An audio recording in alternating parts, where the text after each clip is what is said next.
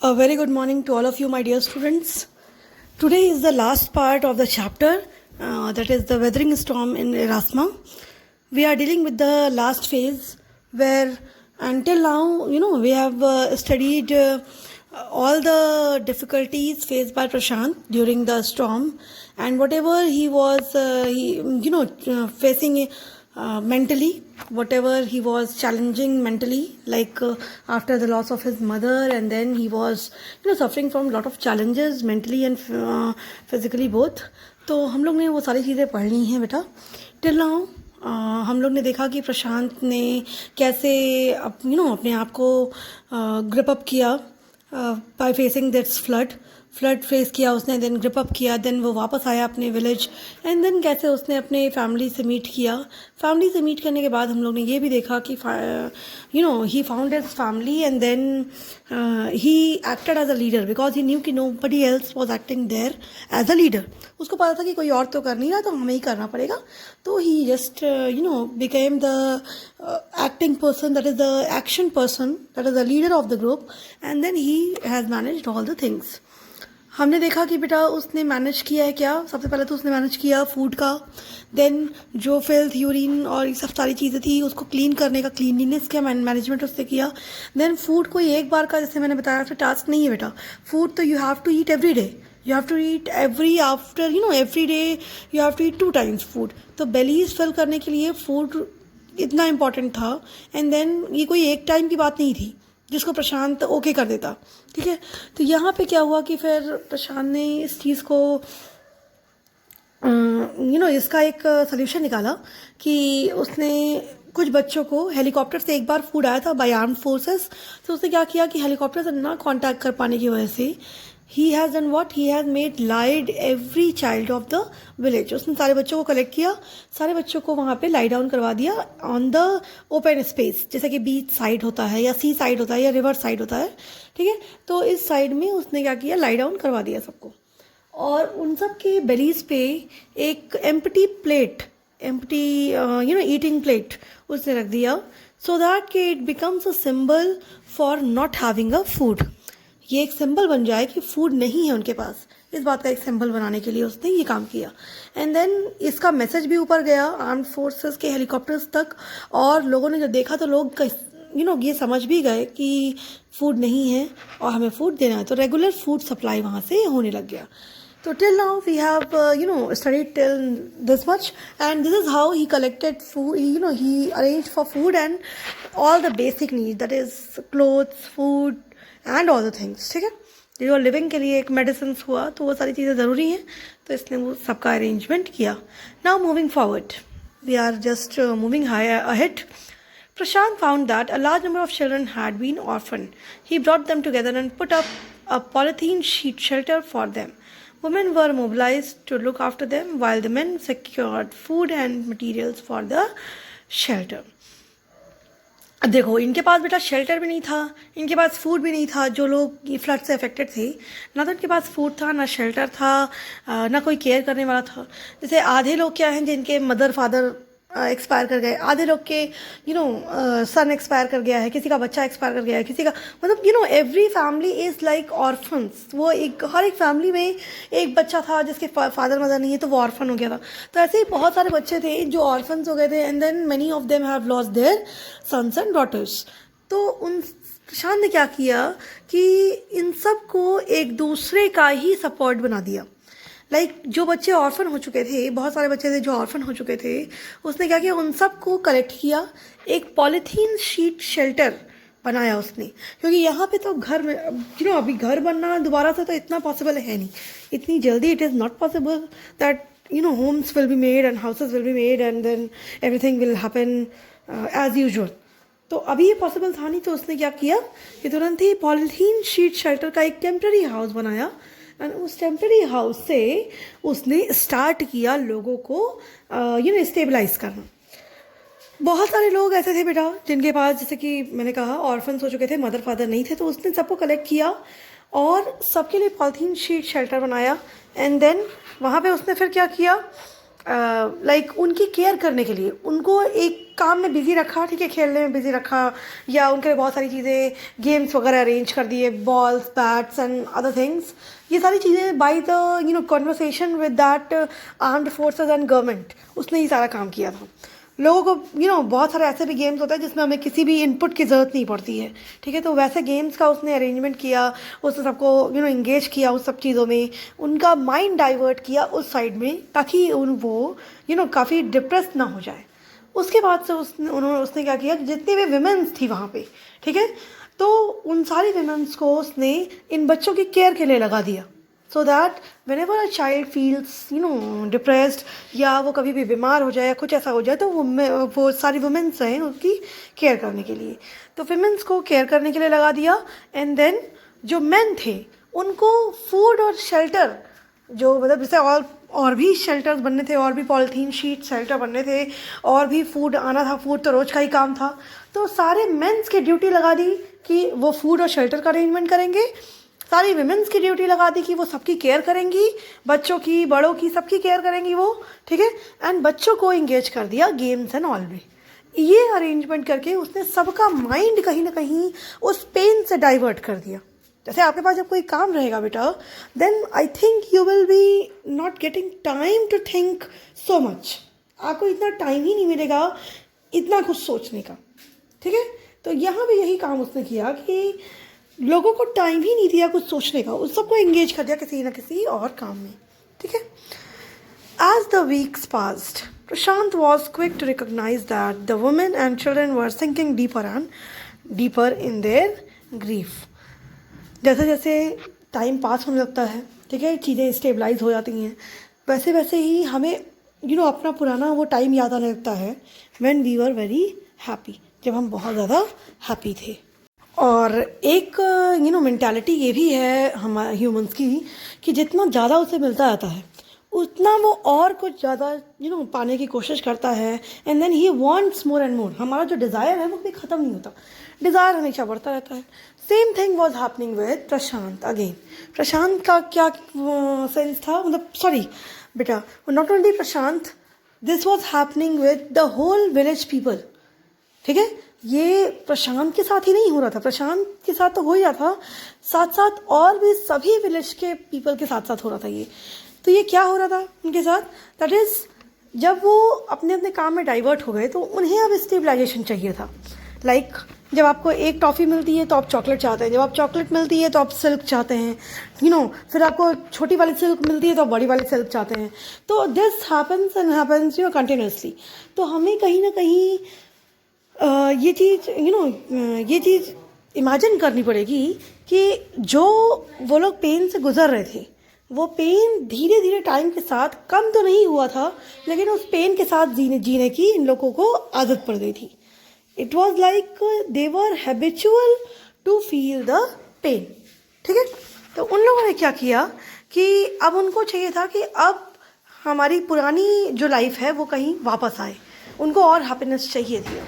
अब ये तो काम का टाइम था, काम हम कितना करेंगे, काम जैसे ही हमारा स्टेबलाइज हो जाएगा उसके बाद हमें हैप्पीनेस तो चाहिए ही। तो उनको चाहिए था कि अब हमारे पूरा जो पुरानी लाइफस्टाइल थी वो रहे और हम हैप्पी रहें। अब इसी सोच में कहीं ना कहीं वो अंदर ही अंदर उनके माइंड में कुछ ना कुछ चल रहा था।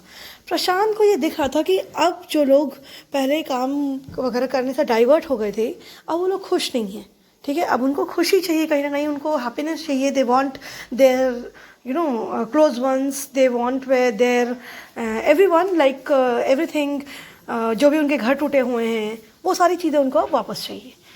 तो प्रशांत को एक चीज़ समझ में आ गई थी, and then he persuaded the woman to start working in the food for the work program started by an NGO, and for the children he organized sports events। अभी उसने क्या किया बेटा, उसने वुमेन्स को फोर्स किया कि वो NGO स्टार्ट करें, ठीक है, food for the work.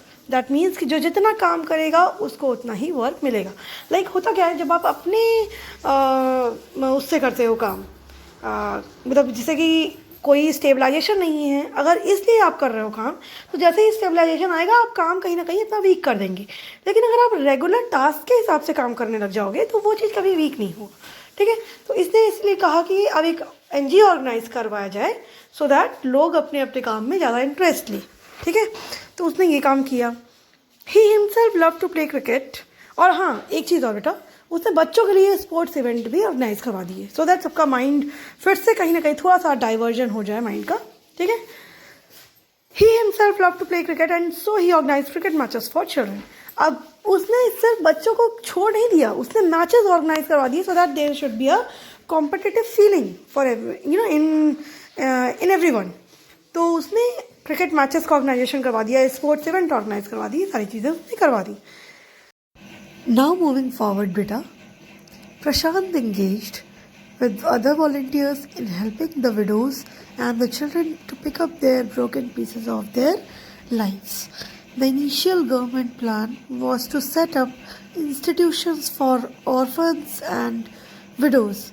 However, this step was successfully resisted as it was felt that in such institutions, children would grow up without love and so just get up through the this part of the phase.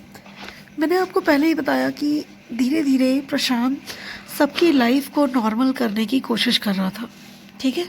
लेकिन normal करने के लिए बेटा हर चीज़ normal होनी चाहिए। अब यहाँ पे कुछ चीज़ें ऐसी हैं जो कभी नॉर्मल नहीं हो सकती, like the person who expired, who had gone, या the family which is broken, वो फैमिली कभी दोबारा बिल्डअप नहीं हो सकती, ठीक है। अगर किसी ने अपने फादर को लूज़ कर दिया है, किसी ने अपने सन को लूज़ कर दिया है, तो ऑब्वियसली कहीं ना कहीं फादर मदर हमें दोबारा नहीं मिलेंगे। तो कुछ चीज़ ऐसी हैं जो दोबारा नहीं बन सकती हैं। प्रशांत ने हेल्प करनी शुरू की, उसने वुमेन को हेल्प किया, बच्चों को हेल्प किया। उसके बाद से उसने क्या किया, एक एनजीओ का प्लान बनाया, ठीक है। उसने क्या किया, वुमेन्स को फोर्स किया कि वो एनजीओ बनाए ताकि लोग उसमें बिजी रहें और टाइम जो है इन्वेस्ट करें, ताकि उन लोगों का माइंड डाइवर्ट ना हो, ओके। अब उसके बाद क्या हुआ कि उसको खुद भी क्रिकेट बहुत पसंद था, इसलिए उसने क्रिकेट का मैच ऑर्गेनाइज करवा दिया। अब वो बाकी वॉलंटियर्स के साथ लग के जो भी वुमेन्स थी, चिल्ड्रन थे, उनकी जो टूटी बिखरी लाइफ पड़ी थी, मतलब जो लाइफ उनकी इधर उधर हो गई थी, उस लाइफ को दोबारा नॉर्मल करने के पीछे वो और भी काम करने लगा। क्या किया, अच्छा पहला हुआ क्या था बेटा कि पहले गवर्नमेंट का प्लान था कि लाइक एक इंस्टीट्यूशन बनाएंगे जो ऑर्फन्स और विडोज़ के लिए होगा, ठीक है। लेकिन यहाँ पे इंस्टीट्यूशन जो बनाने का प्लान था वो प्रशांत ने एकदम क्लियरली रजिस्ट कर दिया। उसको कहा कि ये नहीं, इंस्टीट्यूशन कभी नहीं बनेगा। क्यों इंस्टीट्यूशन नहीं बनेगा बेटा, क्योंकि जब भी इंस्टीट्यूशन चलता है तो क्या होता है, वहाँ पे एक प्रॉफिट लॉस वाली बात रहती है। जो लोग काम करते हैं वो अपने लिए करते हैं, वो सिर्फ पैसे कमाने के लिए करते हैं इंस्टीट्यूशन में, ठीक है। वो लोग किसी का फ़ायदा या नुकसान नहीं देखते, किसी का प्रॉफिट हो रहा है, लॉस हो रहा है, मतलब किसी पर्सनल इमोशनल लेवल पे प्रॉफिट और लॉस नहीं देखते, वो सिर्फ पैसे का प्रॉफिट और लॉस देखते हैं। और ऐसे जगह पे अगर ये विडोज़ और बच्चे काम करेंगे तो बच्चों की केयर नहीं हो पाएगी, ठीक है। क्योंकि यहाँ पे भी सब लोग फिर यही सोच के काम करेंगे कि हमें पैसा कितना मिल रहा है। जो लाइफ ब्रेक हो गई है सबकी, जो लाइफ में सबके पेन है, वो रिड्यूस कभी नहीं होगा, क्योंकि अभी सबको तो इमोशनल अटैचमेंट चाहिए, वो हो ही नहीं पाएगा। तो इसलिए इसको लग रहा था कि ऐसे जगह में हम काम नहीं करवाएंगे, हम जो है कि विडोज़ और जो मेंस थे, जो बच्चे थे और जो विमेंस थी, सबको जो है हम किसी ऐसे इंस्टीट्यूशन में नहीं डालेंगे, कोई ऐसा इंस्टीट्यूशन नहीं बनाएंगे जहाँ पे प्रॉफिट लॉस और सिर्फ पैसों की बातें हों, ठीक है। तो उसने इस प्लान को सक्सेसफुली रजिस्ट कर दिया। उसके हिसाब से ये चीज़ गलत थी, ओके। नाउ मूविंग फॉरवर्ड बेटा, देखिए लिखा हुआ लास्ट लाइन में, children would grow up without love, ठीक है। मतलब इसका मतलब है कि ऐसे जगह पे चिल्ड्रंस को प्यार नहीं मिलेगा, उनको लव एंड सपोर्ट नहीं मिलेगा, ठीक है। And widows would suffer from stigma and loneliness. Widows जो है वो कहीं ना कहीं उनको लोनलीनेस फील होगी, उनको वो स्टिग्मा से सफ़र करेंगी। तो ये सारी चीज़ें होनी थी, बिकॉज सब अपने अपने फ़ायदे के लिए काम करेंगे। वहाँ पे हर कोई दूसरी फैमिली को सपोर्ट करने के लिए काम नहीं करेगा। तो उसको यही लगा, इसीलिए उसने इस प्लान को रजिस्ट कर दिया।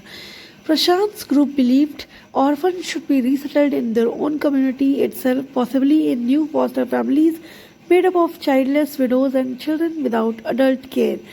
यहाँ पे लिखा हुआ है बेटा कि एक प्रशांत का मानना था कि अपने में ही, अपनी कम्युनिटी में ही एक ऐसी फैमिली बनाई जाए जहाँ पे जितने भी लोगों की लाइफ ब्रेक हुई है, मतलब ये जो लाइफ बर्बाद हो गई है, किसी ने अपने फादर को खो दिया, किसी ने अपनी मदर को खो दिया, किसी ने अपने बच्चे को खो दिया, किसी ने पूरी फैमिली की फैमिली लॉस हो गई है, तो ऐसी एक फैमिली, नई फैमिली बने जहाँ पे ये सारे जो टूटी टूटी फैमिलीज़ हैं, ये जो ब्रोकन फैमिलीज़ है, ये सब एक साथ रहें और एक साथ एक दूसरे की केयर करें।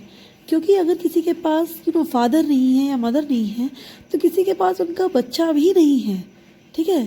तो ऐसे भी कुछ लोग हैं, तो सब एक दूसरे को सपोर्ट करें, मतलब एक ऐसी अपने में कम्युनिटी बने जहाँ पे जो विडोज़, जिनके चाइल्डलेस विडोज़ जो हैं, जिनके बच्चे नहीं हैं, वो उन बच्चों की केयर करें, उन बच्चों को अपना चाइल्ड मान के केयर करें जिन बच्चों के पेरेंट्स नहीं हैं। तो उसका मानना था कि एक ऐसी कम्युनिटी बननी चाहिए जहाँ पे ये सारी चीज़ें होनी चाहिए, ठीक है। इससे बहुत अच्छी एक बॉन्डिंग भी रहेगी और बहुत जल्दी ही लोग अपने पेन को भूल जाएंगे, ठीक है। तो उसके हिसाब से ये सारी चीज़ें बहुत ज़रूरी थी और यही उसने बहुत ट्राई करके बहुत ज़्यादा एफर्ट करके धीरे धीरे टाइम के साथ साथ उसने यही काम किया भी। उसने चाइल्डलेस विडोज़ को, चिल्ड्रंस को, मेंस को, सबको, जो ब्रोकन फैमिलीज़ थी उन सब को एक कम्युनिटी में बांध के रखा, सो दैट कि they should forget their pain, they should at least relieved their pain, ठीक है। कम से कम उनका पेन कम तो हो, अगर ख़त्म नहीं हो रहा है तो कम तो हो जाए। तो उसका, प्रशांत का यही मानना था और प्रशांत ने इस टास्क को करने के लिए बहुत एफर्ट भी किया। तो just look at the last paragraph बेटा। And it is 6 months after the devastation of super cyclone. अब 6 महीने हो चुके थे, ये सारा काम करते बहुत सारा एफर्ट करते 6 मंथ्स गुजर गए थे, ठीक है। तो 6 मंथ्स के बाद देखते हैं क्या हुआ बेटा। This time Prashant wounded spirit has healed simply because he had no time to bother about his own pain. बेटा लाइक प्रशांत ने लोगों के लिए इतना कुछ किया, इतना सारा काम किया कि उसको इन सारे काम के बीच में अपना पेन जो था उसको फील करने का टाइम ही नहीं मिला। प्रशांत का खुद का घर भी नहीं था, उसका घर भी वॉश अवे हो गया था, okay. So he was also feeling very painful in terms of financially वो भी बहुत वीक हो चुका था। फैमिली में मदर ऑब्वियसली नहीं थी पहले से ही, मदर के बाद ये इतना बड़ा डिज़ास्टर देखना, फिर वो एक अंदर से डर होना कि कहीं कोई फैमिली में एक्सपायर तो नहीं कर गया होगा, या कोई फैमिली में ऐसा तो नहीं कि कोई इंजर्ड हो गया होगा। उसके बाद से आके अपनी फैमिली को दोबारा से रीसेटल्ड होकर देखना और देन 6 महीने तक लोगों की हेल्प करना, इन सब के बीच में उसको अपने लिए कभी टाइम ही नहीं मिला कि वो अपने पेन को भी फील कर सकें। हालांकि उसका पेन कम नहीं था, ठीक है। तो अब तक प्रशांत का कहीं ना कहीं पेन बहुत कम हो चुका था क्योंकि उसको अपना पेन फील करने का टाइम ही नहीं था, और इतना टाइम हो चुका था 6 महीने का कि वो ऑब्वियसली कहीं ना कहीं अपने पेन को बहुत हद तक भूल चुका था। फ्रॉम 70 to 80% वो अपने पेन को भूल भी चुका था, ओके। अब देखिए आज क्या लिखा हुआ है। His handsome and youthful face is what the widows and orphan children of his village seek out most in their darkest hour of grief. ये जो विडोज़ थे और जो विमेंस थी, वहाँ के जो विलेज के विडोज़ और विलेज के विमेंस थी जो ये सब फेस की थी, जिन्होंने ये सब फेस किया था, वो प्रशांत को एज अ हीरो मानते थे और अपने सबसे मुश्किल समय में उन्होंने प्रशांत को एज अ हीरो खड़ा हुआ देखा है। इसीलिए जब भी उनके ऊपर कोई भी मुश्किल आती थी, any thing any like whatever they have faced, जब भी उनको कुछ प्रॉब्लम होती थी, जब भी उनको कुछ परेशानी होती थी, तो वो हमेशा प्रशांत को ही याद किया करती थी, ओके।